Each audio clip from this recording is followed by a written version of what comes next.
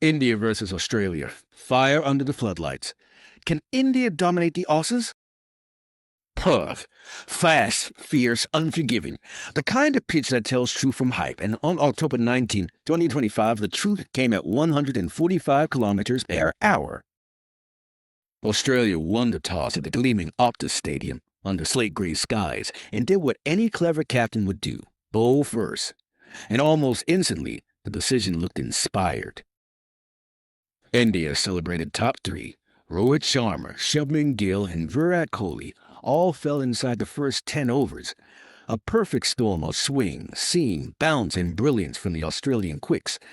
Rohit, 8 from 14, edged Josh Hazlewood to second slip.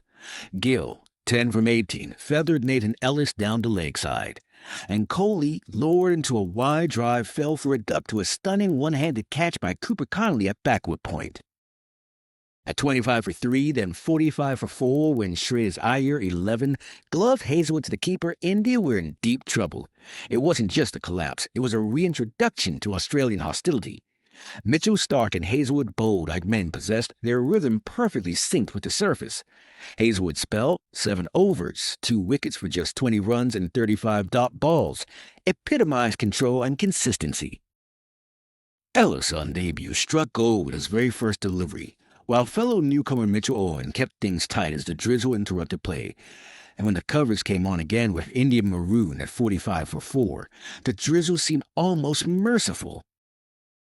For India, it was a bruising reminder that the Australian conditions show no mercy to reputation.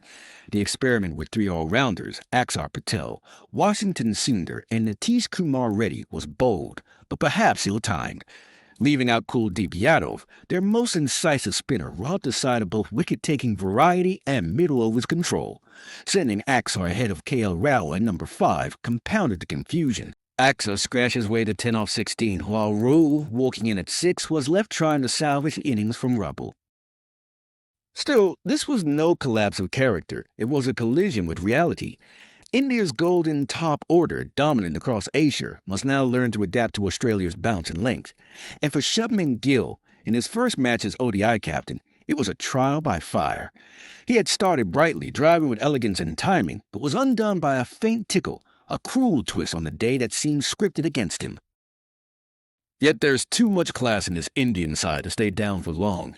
KL Rahul remains the heartbeat of the middle order, the calm in the chaos. His unbeaten 58 in the Test Series victory over the West Indies showed a man who knows how to rebuild under pressure. Expect him to reclaim his rightful spot at number 5, the position that gives India balance and stability. Kuldeep Yadav's return is almost inevitable.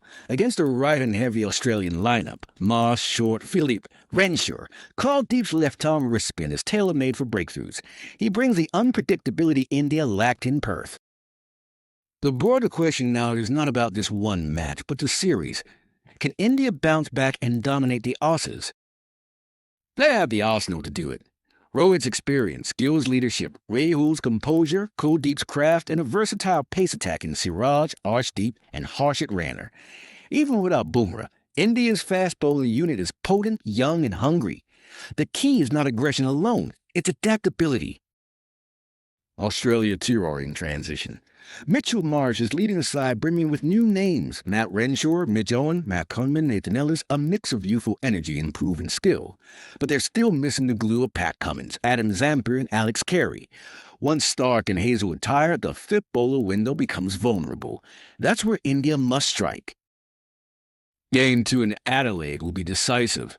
The pitch there is flatter, truer, and more suited to India's strengths: timing, stroke play, and controlled aggression. It's where the likes of Rohit and Kohli can reclaim their rhythm, and where India can turn the series around. To dominate Australia, India must do what Australia have always done best: think long, play patient, and strike ruthlessly when the moment arrives. It's not about bravado, it's about balance.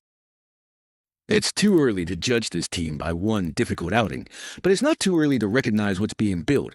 Shubman Gill's India isn't chasing nostalgia. It's forging a new identity, one where talent meets temperament, where flamboyance bows to focus, and where every failure becomes a step towards something greater. This is a young team learning to fight on the toughest soil against one of the greatest cricketing legacies. They'll stumble, they'll rise, and when they finally get it right, they'll be unstoppable. So, can India dominate the Aussies? Absolutely. Maybe not by sheer force, but by evolution. The dawn of this new generation has begun. The next match isn't just about redemption, it's about declaration. The message to the world is simple. India are coming again.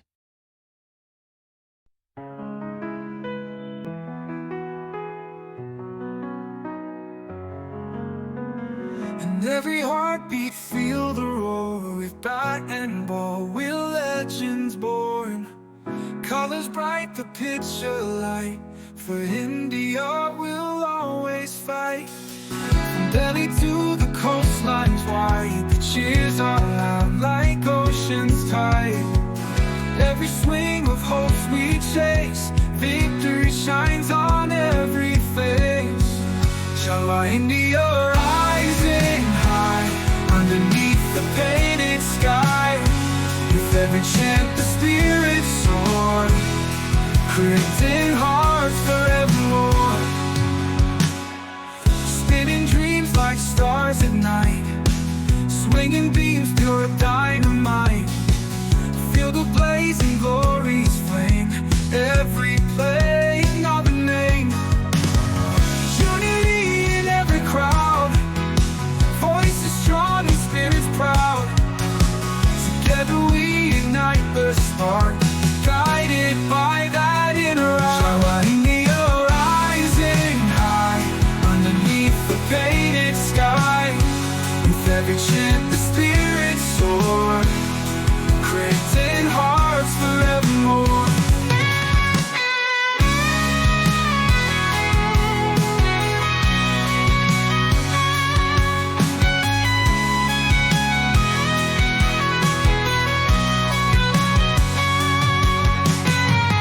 Unity in every crowd, voices strong and spirits proud. Together we ignite the spark, guided by that inner arc. Shall our India rising high, underneath the painted sky. With every chant the spirit soars,